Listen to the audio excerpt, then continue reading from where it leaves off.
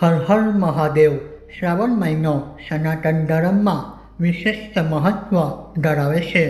આ પવિત્ર મહિનામાં ભક્તો શિવલિંગ પર જળ ચડાવીને ભગવાન શિવના આશીર્વાદ મેળવે છે. ધાર્મિક માન્યતાઓ અનુસાર શિવલિંગ પર જળ ચડાવવાથી મનને શાંતિ મળે છે અને જીવનની સમસ્યા દૂર થાય છે. શ્રાવણ મહિનામાં ભગવાન શિવને જળ ચડાવવાનો શ્રેષ્ઠ સમય વહેલી સવારનો માનવામાં આવે છે. માન્યતા મુજબ સવારે બ્રહ્મ મુહૂર્તથી સવારે 10 વાગ્યા સુધીનો સમય જળ ચડાવવા માટે સૌથી શુભ માનવામાં આવે છે.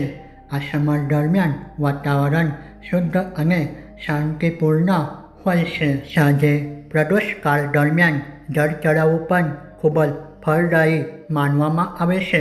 જ્યોતિષ મુજબ પ્રદોષકાળ એટલે કે સૂર્યાસ્ત પહેલાંના 45 મિનિટ અને સૂર્યાસ્ત પછીના 45 મિનિટ શિવ પૂજા માટે શ્રેષ્ઠ સમય માનવામાં આવે છે.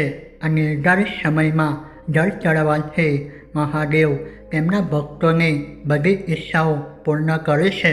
હંમેશા દક્ષિણ દિશામાં ઊભા રહીને ઉત્તર દિશા તરફ મુખ રાખીને શિવલિંગ પર જળ અર્પણ કરવું જોઈએ. ઉત્તર દિશાને ભગવાન શિવ અને માતા પાર્વતીનું નિવાસસ્થાન માનવામાં આવે છે. ભૂલથી પણ પૂરબ અથવા ઉત્તર દિશામાં ઊભા રહીને જળ અર્પણ ન કરવું જોઈએ. જળ અર્પણ કરવા માટે તાંબુ, પિત્તળ અને ચાંદીના લોટાનો ઉપયોગ કરવો શ્રેષ્ઠ માનવામાં આવે છે.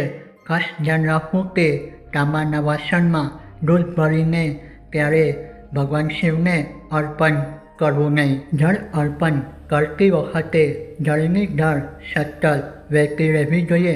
સૌપ્રથમ જળ જળધારીના જમણા ભાગ પર અર્પણ કરવું, જે ભગવાન શ્રી ગણેશનું સ્થાન માનવામાં આવે છે. ત્યારબાદ ડાબા ભાગ પર જળ અર્પણ કરવું, જે ભગવાન કાર્તિકેયનું સ્થાન માનવામાં આવે છે. પછી મધ્યમ ભાગમાં જળ અર્પણ કરવું, જેને માતા અશ્વસુંદરીનું સ્થાન માનવામાં આવે છે. ત્યારબાદ જળાધારીના ગોળ ભાગ પર જળ ચડાવવું, જે માતા પાર્વતીના હસ્તકમળનું પ્રતીક છે. અંતમાં મુખ્ય શિવલિંગ પર ધીમે ધીમે જળ અર્પણ કરવું. બચેલું જળ વહેતા સ્થળે અર્પણ કરવું અને આ સમગ્ર પ્રક્રિયા દરમિયાન સતત ઓમ નમઃ શિવાય મંત્રનો જાપ કરતા રહેવું. નોંધ: અહીં પૂરી પાડવામાં આવેલી વિગતો માત્ર વાસ્તુ, જ્યોતિષ અને રિપોર્ટ મુજબ આધારિત છે. તો તમને આ વિડીયો ગમ્યો હોય તો વિડીયોને શેર કરજો અને શ્રાવણ મહિનાની અંદર જળ અર્પણ કરતા પહેલાં આ બાબતોનું ખાસ ધ્યાન રાખવું જોઈએ.